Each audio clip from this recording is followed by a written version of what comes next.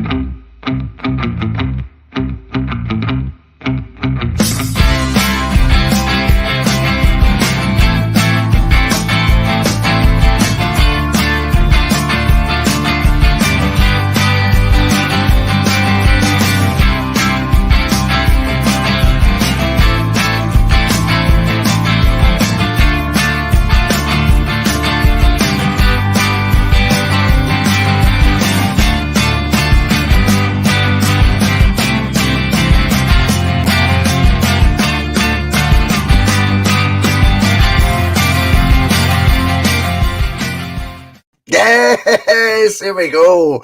I was waiting on David, but he must be any minute he'll be on. Good morning. What's happening?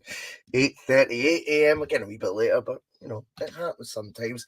I know David's just setting up his computer, so he'll be on soon. He'll be on soon. How are we all doing? It's lively in the chat this morning, which is that's what I want to see, man. On the breakfast bar. It's all good.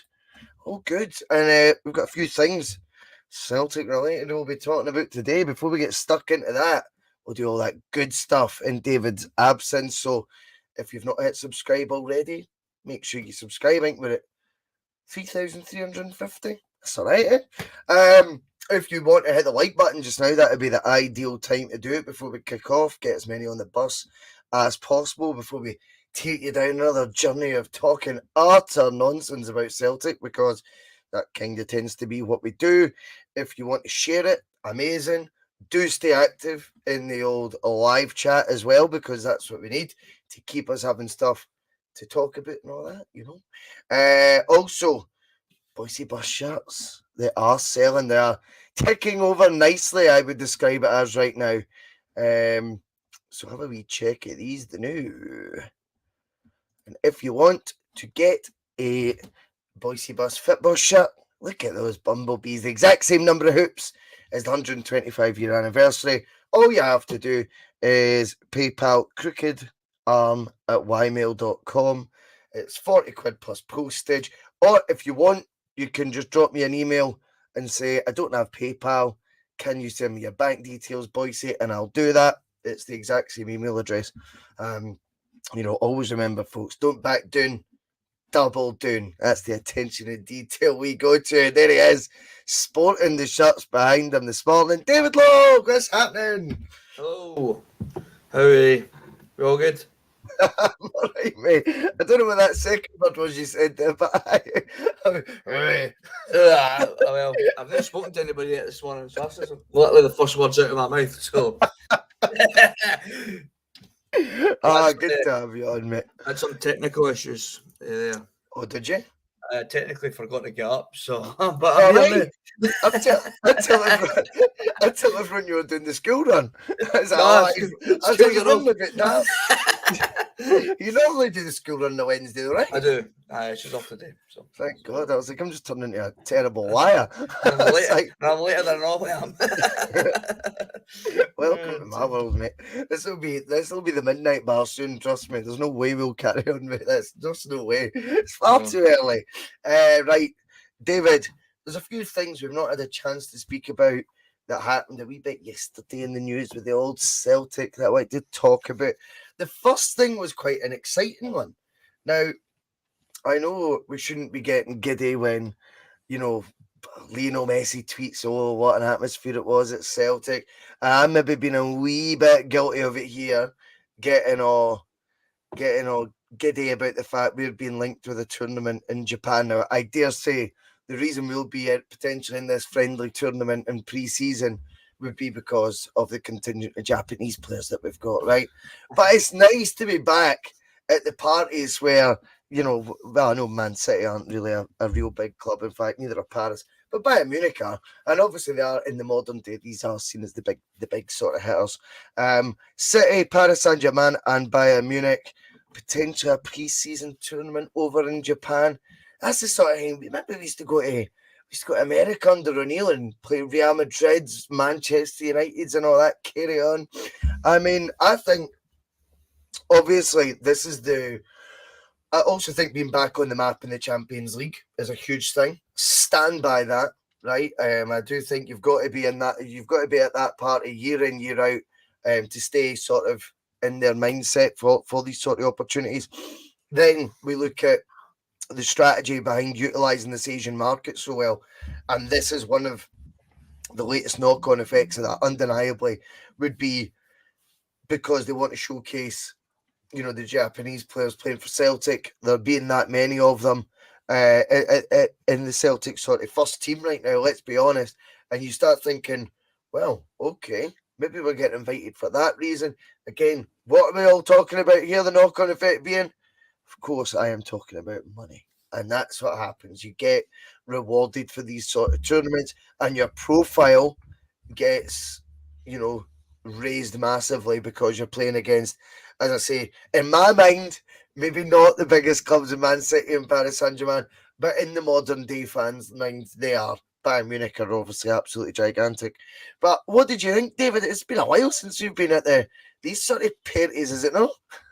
Yeah, it's been a while, innit? But I mean, it didn't take Mystic Meg to work out that we'd be in Japan next year. We'd pretty much said it right after they announced, even before they announced Australia, that we'll be heading to Japan on our pre-season tour at some point. I mean, we'd just be silly not to. It's just an extra bonus that we're joining a host of footballing royalty as Bayern Munich and League One champions of next season, Man City, and who is it, PSG as well. So yeah, I mean, what was the last time we were invited to a sort of tournament of such? It must have been the Emirates Cup or something, or has there been one since then? Can't even remember. Emirates Cup sounds good. There might have been one, but even then, I don't think it was as big a names as that. I mean, I don't even remember who was even at the Emirates Cup, apart from Arsenal, obviously. But no, I mean, we've got six Japanese players at the club now. Yeah, like you said, it's good advertisement for Celtic to get out there and allow the Japanese fans to see their star players, like the likes of Tati is clearly going to be a long. He'll be in the Japanese national team for years to come at the rate he's going. Like, I think he was just very unlucky not to get to the World Cup. Kyogo's obviously a hero back there in terms of, like, he was a massive name in Japan. And Maeda, of course, and then there's talks in some Japanese football expert was saying that Kobayashi and should be at the heart of the defence of the Japanese national team for years to come, alongside that boy we missed out on that was at Man City. So it's a great advertisement for the club. Like you say, money will be made. not only will fans want to come and see Celtic play, but it's Bayern Munich we're talking about here. Japanese, a lot of Japanese players head off to Japan. Of course they do. Head off to Germany. So, hell, man. Believe it or not, there's Japanese people in Japan, and the water is blue, and the grass is green. Welcome to the Nature Show with David Lowe. Plenty of Japanese players head off to Germany, so I'm sure German football is probably quite popular out there as well. So it's going to be. That's huge. true.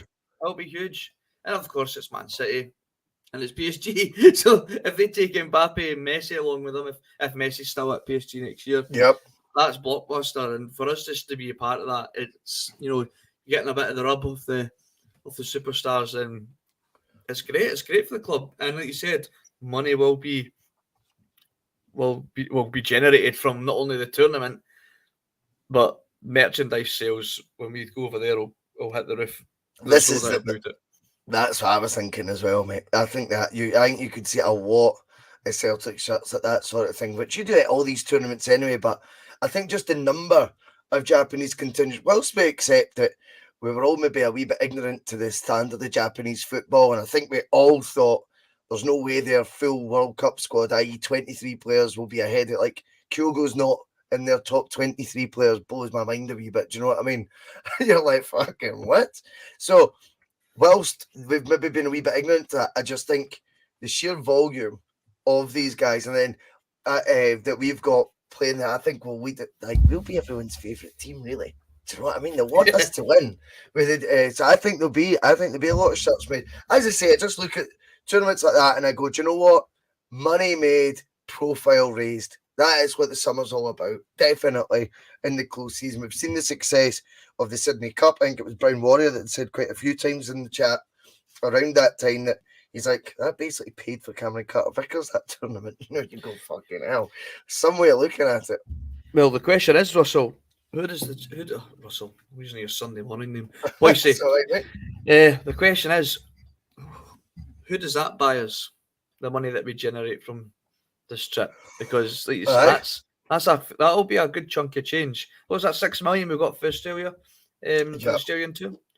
Who does that buy us? The caliber of player that we should be looking at for hitting the Champions League. I know that we've got to let's stop piss this money up the wall on just nonsense. We got to not that we have, to be fair, not that we've been pissing. I'm not saying that we've been fritting the money away that we've made. Obviously, not using the money to buy Carter Vickers, Jota, and obviously bringing in the likes of Maidas. I get it. But as long as we don't waste it, You look at the. I think what will happen is, and I mean, I'll be touching on it right now, but I think definitely come like the close season, the narrative of we're so well run, so good, so brilliant. I think we'll slowly start to turn into what's happening with all that. By the way, like what have we got all that money for? I appreciate. I think I said this last summer. I was chatting to Mark and I was saying, look. The rainy day came with COVID, and I think we handled it okay. In fact, better than okay, because there's also been the Swiss Ramble, which is a site on Twitter that will go through football clubs' recent accounts that they've announced, and like sort of break it down for you and explain to you what percentage of revenue they're making there, how much better off a place or worse off a place in a lot of cases. Not looking at anyone in particular, they were the year before. And he basically was saying part of this unexpected. Remember when Celtic suddenly announced they turned over 76 million in the first half of the season. I was like, what? So you start looking at that, and it's literally in the books that we had a £10 million payment as part of that 76 million. What was the £10 million payment for? I just call it COVID insurance, right? I'm sure that was not what it was originally took out for that plan, but we received that back. And there's Brown Warrior saying, we lost 12 million during COVID. I mean, that was the rainiest day that could have came to Celtic. I mean, you think of how much of our revenue is based on tickets and people coming in at the gates, and we actually had a plan in place for that. Now, I absolutely love the fact Celtic were way ahead of the game there, and that was a wise way to spend some of the money.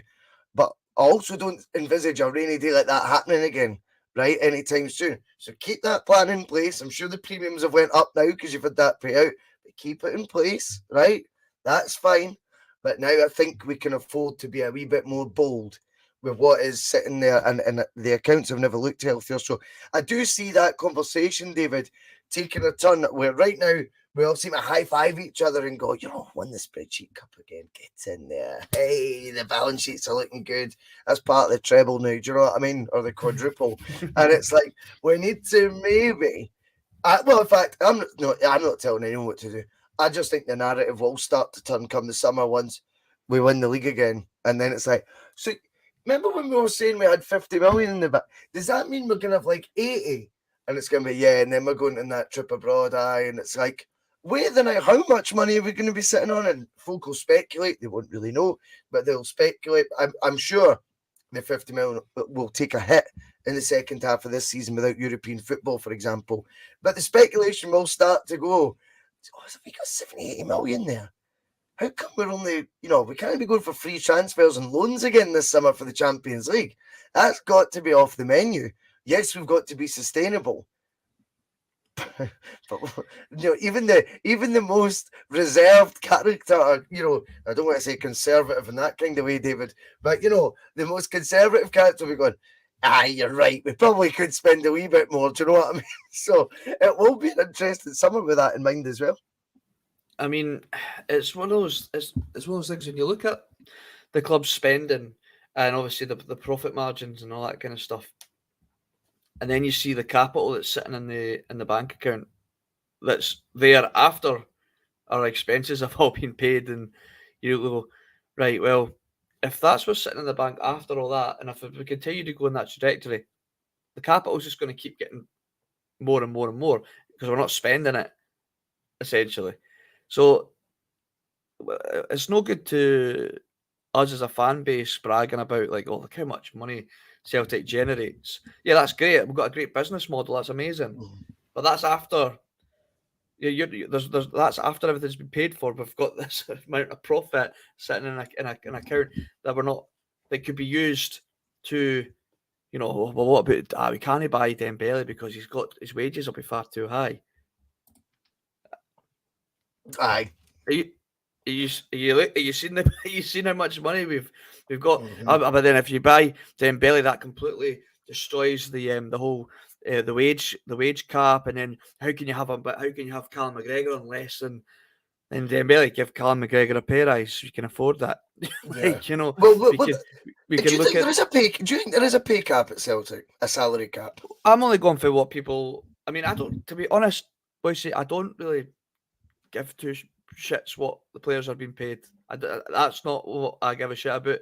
I give a shit about who we've got and how well they play. So I've never really went, I wonder if there's a cap. And to be honest, but from what I've seen on Twitter and in the live chat with people a wee bit more informed than I am on it, who probably sit there go, well, get off the pod then, mate. I'll come on.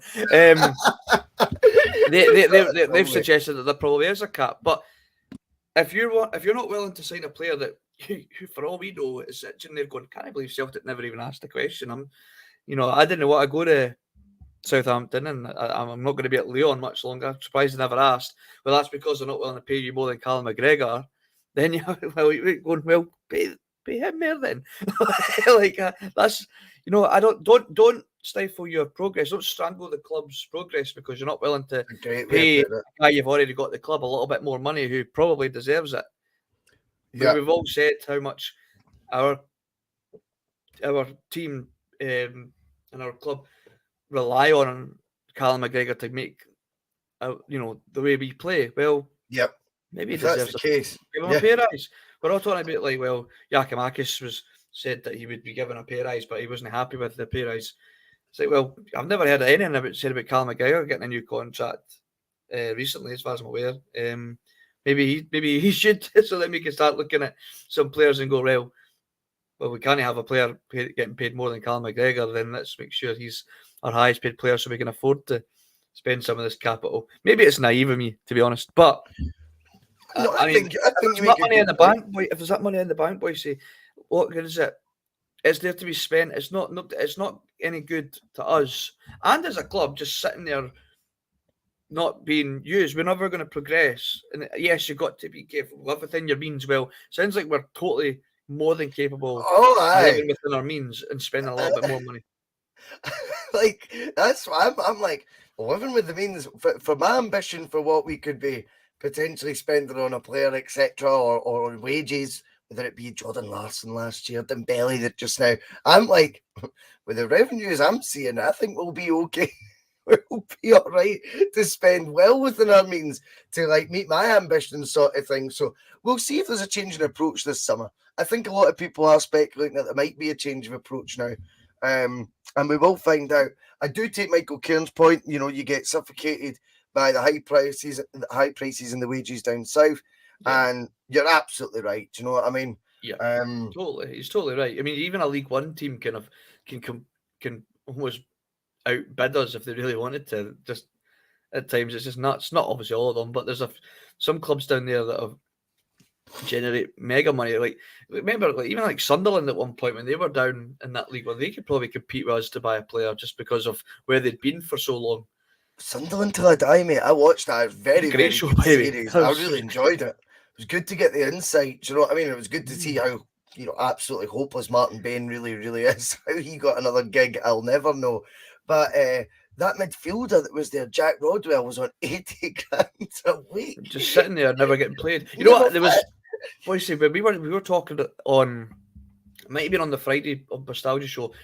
I didn't bother bringing it up because it was almost seemed irrelevant at the time. But there's a bit in the Sunderland Till I Die.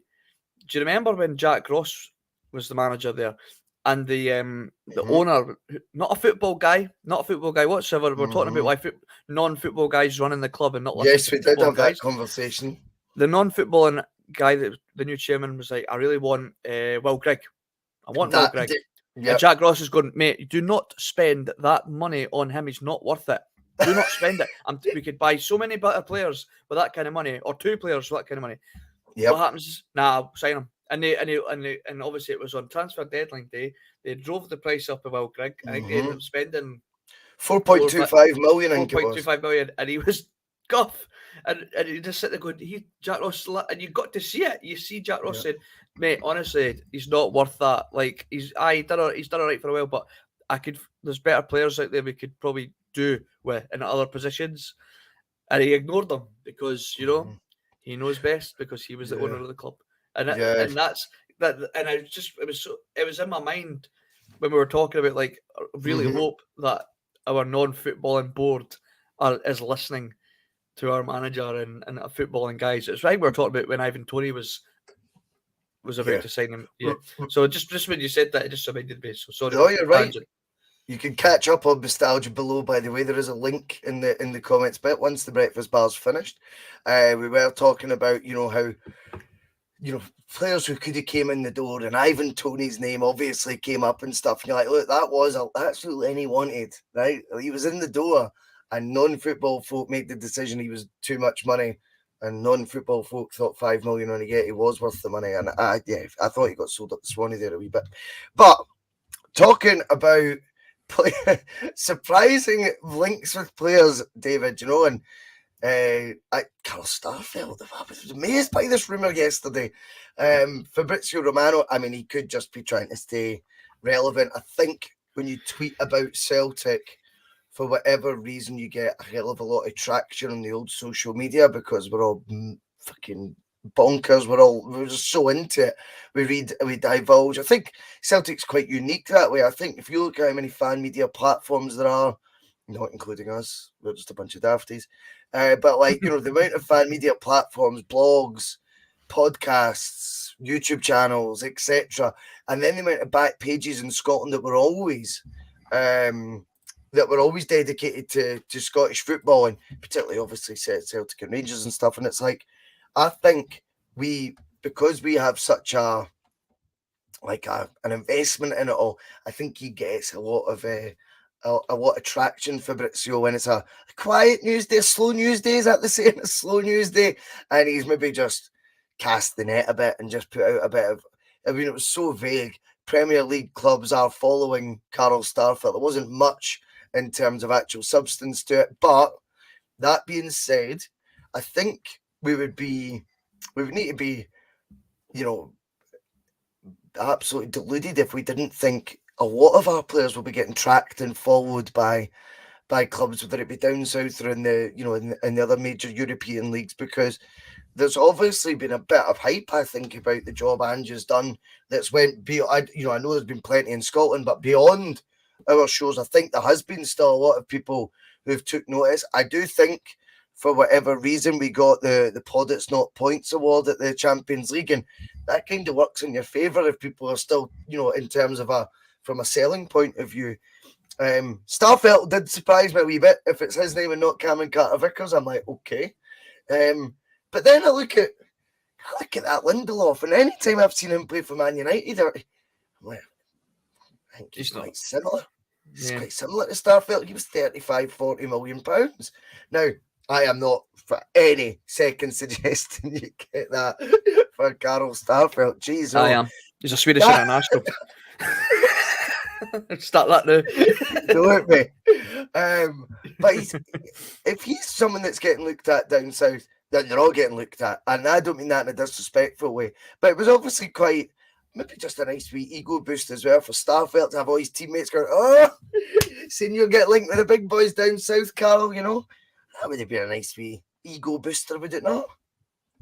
Oh, yeah. I mean, but Fabrizio Romano has become a bit of a parody of himself lately, I think. I find it difficult to take a lot of things that he says seriously now, just because of the amount of misses he's had. I mean, this was a guy that was like, if he links anyone with a club, that's it. So it's pretty much fact that they're going.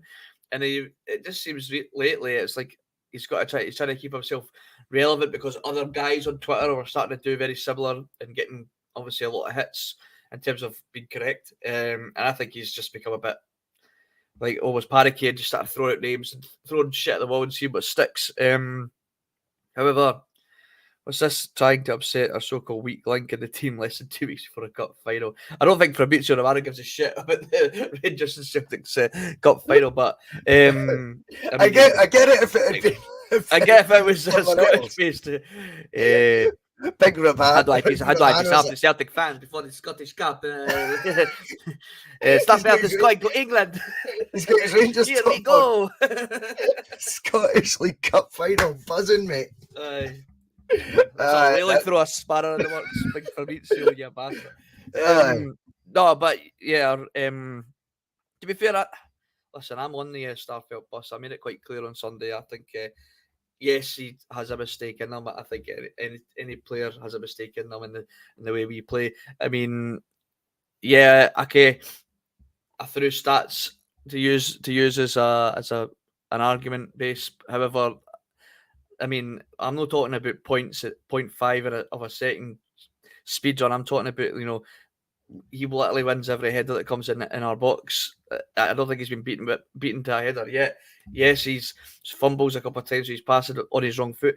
I just think the reason maybe I wouldn't be surprised if Starfelt was to go in the summer and possibly getting linked because when you look at the Giakoumakis situation, we were actively looking for a striker to come in, and then it was like, right, okay.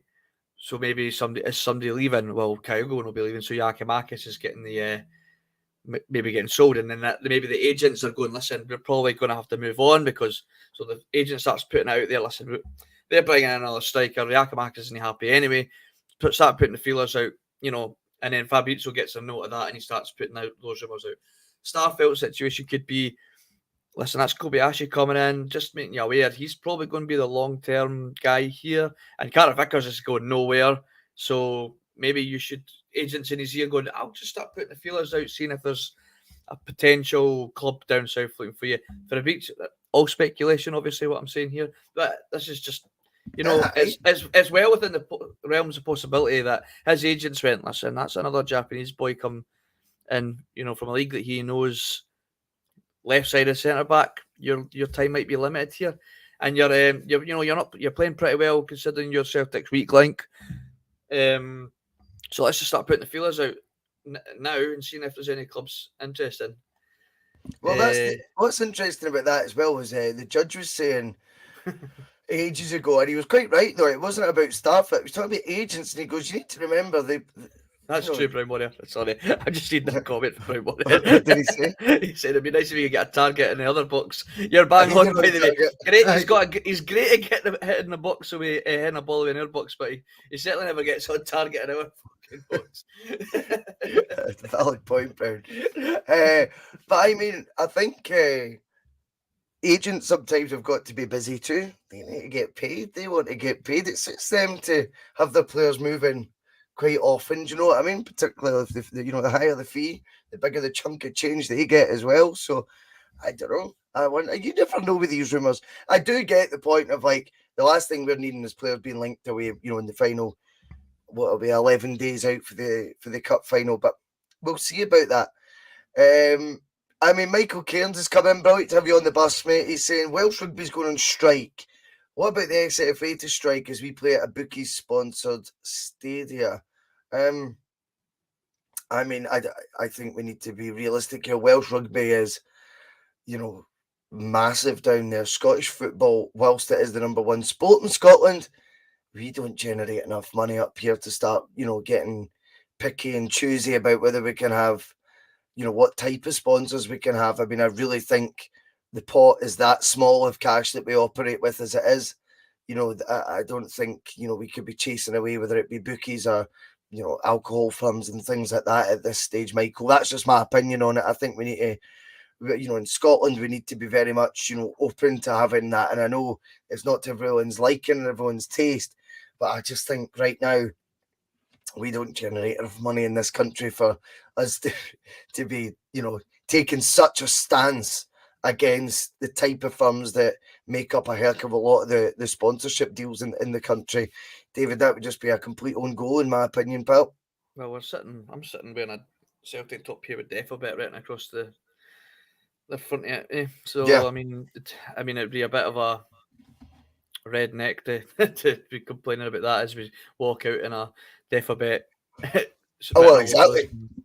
Tenant sitting on or Defobet Magners and yes, it's not the biggest can't be choosers in our league, unfortunately. No. I get his point, but if nobody else wants to put the money up front to sponsor us, we're, like I said, beggars can't be choosers, especially the SFA. They're lucky they get anything. No, you're right. Yeah. I just don't think. I just think right now there's just not enough money swimming about for us to start getting picky and choosy about it, Michael. But thanks for your point, because it was a different there. There was another one that Monty had put in. Now I can't really remember your Sunday morning show now, and I did watch it as well. Did you just mention the David Ross banner?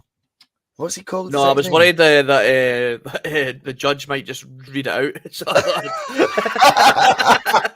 I stayed clear of that. I've got it written right here, Ross, David. I'll read out to you. Douglas Ross. You know Dougie, yeah. I mean, I don't know. I think they should. I think it's been done now. I would just leave that one there. Like the point was made emphatically what they think. Usually they're a wee bit wittier, a wee bit sharper than that with it, but obviously they just wanted to get the point fully across. Their gift to do so, and that's fine. I wouldn't make any sort of. I don't think there's much of a song and dance anyone can make of it, though. I mean, yeah, there's a C-bomb on a banner, but I'm not quite sure what the SFA or if anyone's trying to implore them to do anything, to get Celtic out of trouble. I'm not sure that they would have much of a leg to stand on. I don't think we would be in any danger for that. The banner itself, I think, is going to have loads of people on side with it, because of the nature of their political beliefs. I say there. I mean, I try to. Does it come under bringing politics under football? That banner, like that they could use that against us. I mean, they've brought politics in football by allowing the boy in the stadium running the line for us. That's a brilliant point. You know, so it's. I mean, I can't take credit for that. I mean, it was pointed out on other podcasts as well, but. I mean, it was a really good point that was made. Like you've allowed a politician to a very high, well-known politician that to run a line at Celtic Park at any stadium, like, and they tell you, "Oh, we don't, you shouldn't bring politics into football." Yeah. Like, well, you've allowed a politician to be a referee at a game. A Celtic game, for fuck's sake, you reap what you sow, and the Green Brigade decided to call a spade, and that's really That's it, really. it. Yep, Definitely. he fucking is. He is a spade. He's a fucking spade. So we called a spade, and he is a spade. Aye, definitely. David Ferguson. Do we actually even have a sponsor for the Scottish Cup yet? I don't think so. Bhoycie Bus, the Bhoycie Bus. Piesports.com Cup.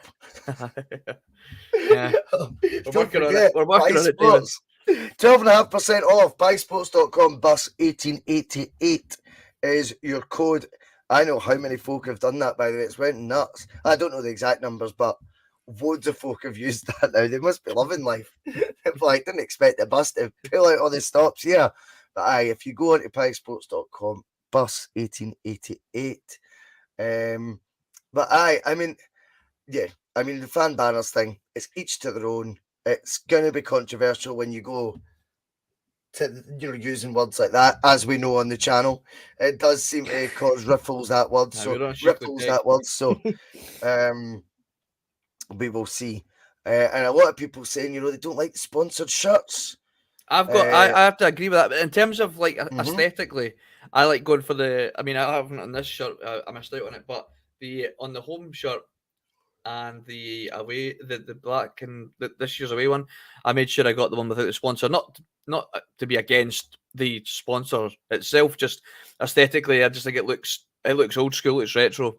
That's my main reason. And I think a lot of people are on board with that. Like, they like to go for the non-sponsored shirt, mainly because it looks cooler. It looks better. However, the Bhoycie Bus shirt will not be sponsorless. That will only have our logo on it. So we'll just have to deal with that, Steve-O. Get that plug in. Get that plug in, mate. I love it. Aye. I mean, I've always just thought a football shirt looks right with a sponsor on it, because my generation, of course, they've always had sponsors. Do you know what I mean? It was C.R. Smith when I was first supporting Celtic, and every team had a sponsor then. And I don't know, but I've always just felt, maybe look like a fake if they don't have the sponsor on it. It's just my opinion, Sometimes is that dodgy? Is that real? Are you sure that's a real top? Did that wash off? Did that sponsor wash off? Yes, it did.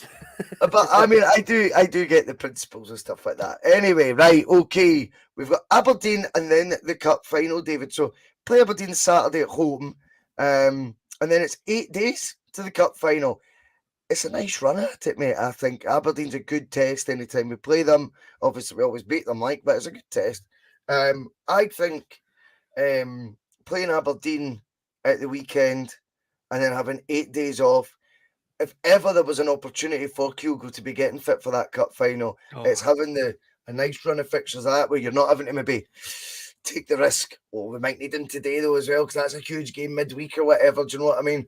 We're in a position where we've got one league game, and it's nice to be back to league duty. Been a couple of weeks since that, I think people are almost forgetting the healthy lead we have at the top of the table, And by the way, Celtic again, the most under the radar club to just straight through again in the cup competitions into the final, into the quarterfinal. It's just like 9 points at the top, and it does not feel to me like, I don't know, like Celtic are actually being as amazing as what they are in other people's eyes. I think there's so much focus on the other lot right now, and I wonder if that could be something that plays completely into Angie's hands as well. He's just getting on with the job. 5-1 win. They will be talking about integrity the next day and talking about a goal, the fact that they beat Partick Thistle in the last minute, the latest scrappy win. But everyone going, the winning machine continues. That's the narrative about them right now, not us. I think Ange will be quietly just going, this is all right. This suits me nicely. But yeah, Aberdeen Saturday, League Cup final the following Sunday. It's a tidy couple of weeks for Celtic. Yeah, I'm looking forward to seeing what the lineup's going to be. Sorry, against Aberdeen. I'm keen on seeing O start. I think he's more than shown enough that he's capable of at least starting, and allowing Kyogo to sit on the bench or even not even be on the bench and rest up for the cup final. I'd much rather. I feel we've got more than enough in the bank to put a few past Aberdeen with or without Kyogo. And I think getting that goal was a good timing and allowing him to go, right, okay. I mean, he looks like a confident lad anyway. Seen that from his celebration. I think he's more than confident and, probably doing star jumps outside Ange's office to get a start. So I hope he does. I think Maeda could obviously play through the middle as well, but I much prefer him out wide.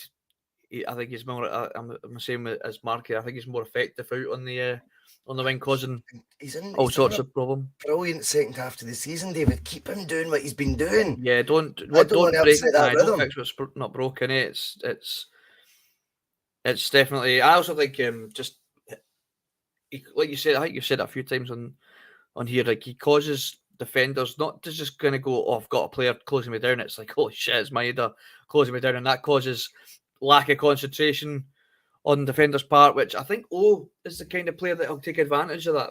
And he looks like quite a physical lad. I mean, he looks really strong. He likes the physical aspect of the game. You've seen it. If you just watched him when he came on against St Mirren, there was a lot of tussling going on in the box, and he was more than dealing with it. So these big hammer throws that we were playing against St Mirren. Give him a chance. Give him a run out, and we can see where we're at in terms of like, well, if Kyogo isn't fit for the cup final, I'm pretty happy with what I've seen at if he has a good game, you'd be a bit more confident of him starting against Rangers if Kyogo isn't going to be fit enough. But it also allows Kyogo the time to rest up, and it's at home, you said, So I mean, we should Yeah. You've got a Jota there, you've got Bada, you've got Hatate. I mean, half the team's scoring. Hacksaw. Hacks Ivanovic, yeah, you forget about him because he's just not getting game time. And this guy was player of the month in November, and then he gets injured and never to be seen again. So a player like him, I always kind of seen that see him, and I don't know if it's just because he's wearing the number 9 shirt and it throws me, and I hate when players are wearing shirt numbers and positions they didn't play in. But I kind of go, wouldn't mind seeing you through the middle. Maybe you'd be quite his build and everything about him and his pace and his trickery might be an alright wee option for the middle, but we've never seen it, of course. Number 9. He is the number 9. Remember that used to represent a striker. We'll not see Kyogo as a box-to-box midfielder, so no. But I think for me, I just feel that with it's been another week, between games by the time the Aberdeen one comes around as well. Just scored in his last fixture. I'm just like, that guy's brimming with confidence. He's had another week to get up to speed, fully get integrated with the team as well. Start him. Let him start. And I just think it'll be brilliant. Keyword reviews. I mean, I don't know what's going on with you. Congratulations to Jonathan Boyce. That boy talks a lot of sense. You're the only person who's ever said that to me in my life. I take it was you on Twitter yesterday as well. I'm only joking. Jonathan's excellent on a Monday. I'm sure he'll be chuffed when he's watching this back that you're diving into to give him the praise. But this is the thing. I might be saying I want O to start. It ain't a slap. I'm easy with whoever our front three are on Saturday. I'm pretty confident. I'm pretty comfortable. We'll still get the result. That's not me trying to be complacent on it, by the way, and taking things for granted. I just think that's, if there was ever an area of the park, it's those front three positions that you look at. Okay, I would still have another central striker, but I know the likes of Maeda can slot in there. I know we've got O there if we want to use him. And obviously the return of Kyogo, the sooner the better on that, will be immense. I just think that whatever front three combination we decide to go for will be too much for Aberdeen anyway. Personal preference, I would like to see O get the start. I just think, Yeah. you know, he's came in as the second choice striker.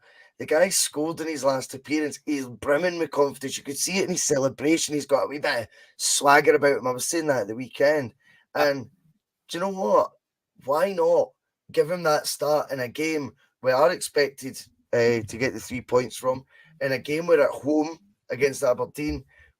I don't know. He's had a week to get ready for this now between his last game as well. I'm all for it, David. Yeah, I also kind of feel like when we have seen him come on, it's been usually obviously the last 10, 15 minutes of the game. Obviously, he got about half an hour against St Mirren, but in the other two appearances, we're at a point in the game where we were kind of just kind of closing up shop and just taking control of the game, and we weren't really pushing for as many goals as we normally would do earlier on in the game. And so therefore, he's lacked in maybe the opportunities coming into the box for him. As such, obviously, we kind of almost take the foot off the gas a wee bit when he comes on. So it would be interesting to see what opportunities he manages to take That's when a good point. when we're going full throttle. Full on. Yeah. Like that finish that was so instinctive when the ball, when the goalkeeper spills the ball, he was so sharp to get straight on it, and he buries it first time finish. We've got a new first time finisher at the club. I'd like to see how he deals with these balls flashing across the face of goal. These shots that end up going underneath us, or we're just not quite there, not quite quick enough to get on the end of them. And he's a big tall boy who looks like he likes getting into these sort of positions. From what we've managed to see, sometimes he gets those positions where the ball doesn't go anywhere near him, but he's in that position where you kind of want him to be if the ball is going to come flashing across the face of goal for those kind of tap-in finishes that Ange obviously likes to see. So it'd be interesting to see if he takes those kind of opportunities. And I've just got a feeling that he will. I think he's going to be a bit of an instinct, sort of almost predator in the box, and that's what we've kind of been lacking. Obviously, Kyogo's been on fine form, brilliant form. But he does have those opportunities where you go, oh, why were you not there, Kyogo? And he's sitting there going, oh, I should have been there. Why was I not there? Whereas I think is going to be that player that will just always be there. Yes. Sometimes you need folk. Kyogo is the definition of a team player, right? He is an absolute team player. Sometimes you need someone in the team who's going to play a wee bit for themselves. Yes, you can be a team player in that, but sometimes instinctively they just think, I just want to score goals. I love that in players as well. I think you need that sort of balance, that mix. I mean, Lupe is right in what they're saying here. The sports scientists would probably have had him in a program to build up his game time to full fitness. He's probably ready to go for 45 to 60 minutes. Why not make it the first 45 minutes? And then that'd be a real experiment, because I think you made a great point there, David. Celtic undeniably control their game management is better than it was when Ange first came in. I think you see that now. And it's not a drop-off in terms of they're dropping off because they're just reserving energy. I think they just sort of manage the game now better. They reserve their energy purposefully. Whereas before, you're 1-0 up and we're bombing and it's bobbing and you're going, oh my God, this is mad what we're trying to do here. Whereas I think when O's came on, or even Hacksaw at times, I'm going, are you getting a fair perception all the time of the subs? Because when they come on, there tends to be a slight drop-off in Celtic sort of intensity. Certainly, I mean, it's still getting played at a good pace. Let's get that right. But it's because we are such a steam train in that first sort of opening 45 minutes, it'd be very, very exciting to see how he sort of fits in to that. And you've got the opportunity there with Kyogo out there. You're not even upsetting Kyogo, Ange, by not starting him. Even so, it's like, I don't know. It'll be interesting to see. Patrick, I mean, this is another narrative about these games. Next 4 league games, we have no opportunities to go 12 ahead. They have 2 opportunities to get it down to 6, though. I was talking to Phil about this last week. Again, one of the things about Ange, we could talk about loads of this stuff. and get into the intricacies of, is that to try and put us off? Is that deliberate and stuff? The one beauty of having Postecoglou in position is he don't give a shit about that. He's just like, well, that doesn't. Are we playing Aberdeen at the weekend or not? So why would we be focusing on whether we go 12 points clear or not? You don't win the title this weekend, do you? Focus on the Aberdeen game. That's his sort of mantra. He doesn't matter. And do you know something?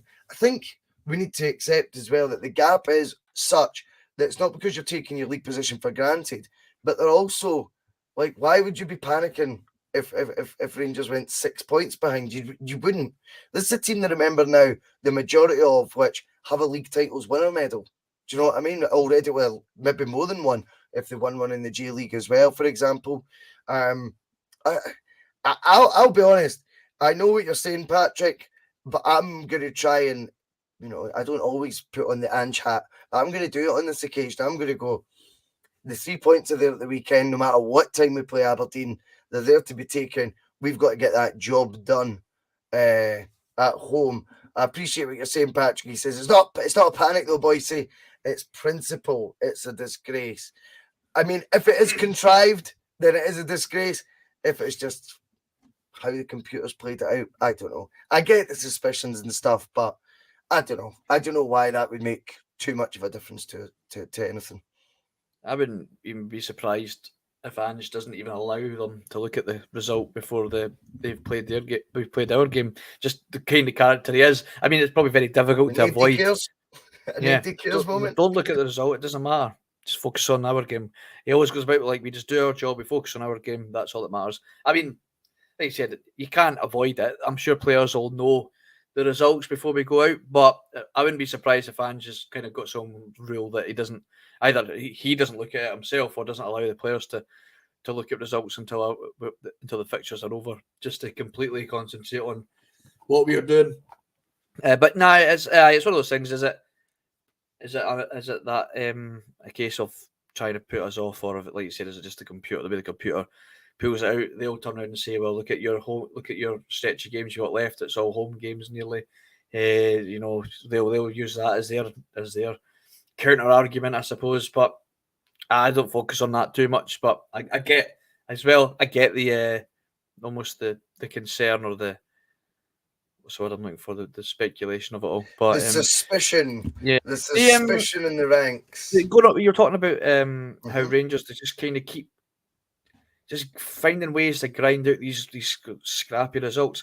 Do you not find that takes you back to the season where we lost the 10 in a row? Like, they were just churning out wins some way or another. I think that is, you could make what Michael Beale has kind of brought back to the club from his days when he was the coach. Like, they just they seem to just be getting these scrappy. It was like when we were waiting, just hoping that they would drop points somewhere, and and there would be times where like, oh, here we go, and then you see them go 1-0 down, and they somehow manage to pull it back, and not even play particularly that well. That was just the I kind of been taking that away from since he's came in. It's like, right, he's just managed to get them to just somehow just get over the line. We just need to kind of put when we play them, we really need to just put a dent in that armour and kind of put them back a wee bit, because it's starting to almost grate on me. Like what the guys are saying there, they're getting that opportunity to go 6 points, and they're doing it with no pressure.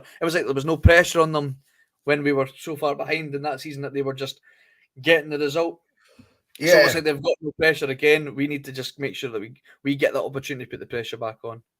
Yeah, I mean, I remember I think they only conceded like 9 goals or something in the league. So, well, maybe the difference with this one is they're conceding all the time. They concede or they go behind all the time. Do you know what I mean? And I think there's more chinks in the armour. I mean, don't get me wrong. Bear in mind that squad when they won that, no fans season at the COVID season, asterisk year. Just joking, Bob McBob.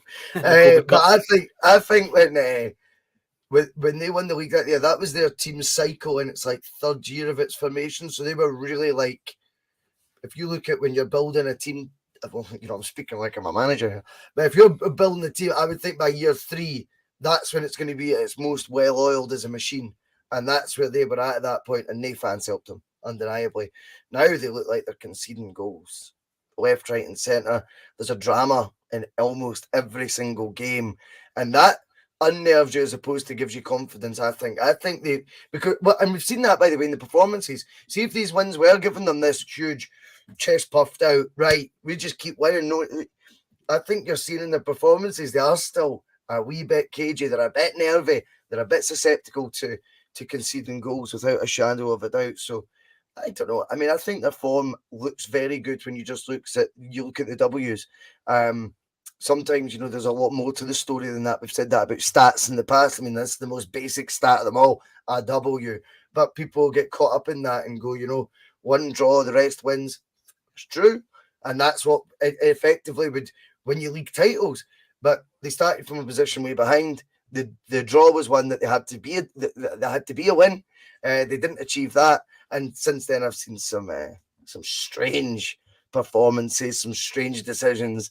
And I think what looks like a team that can be got at, for want of a better way. Yeah. And we will be hyping that fixture next week, all week on the bus. David, that's been 55, 56 minutes. So we will call it there. It's just went past 9:30. Thank you to everyone who's jumped on the breakfast bar, on the bus this morning. Have a brilliant day, whatever it is you're up to. Enjoy yourself. Have fun. That's what it's all about. And if you're working, don't work too hard, eh? David Logue, brilliant to have you on, mate. Have a good one, guys. Cheers.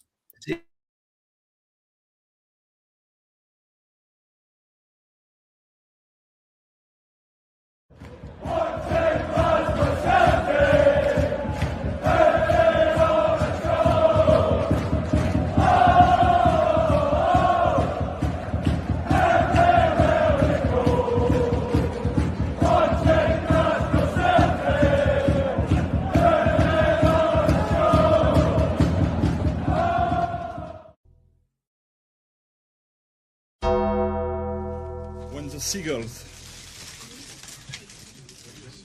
follow the chord, it's because they think sardines will be thrown into the sea. Thank you. Nobody cares, mate. Nobody cares, mate. Nobody fucking cares, mate, honestly. And the guy's talking absolute nonsense. I've never heard so much rubbish in my life. Normal men. What do you mean, normal men? We're just innocent men. I'm telling you, don't back down, double down. Don't back down, double down.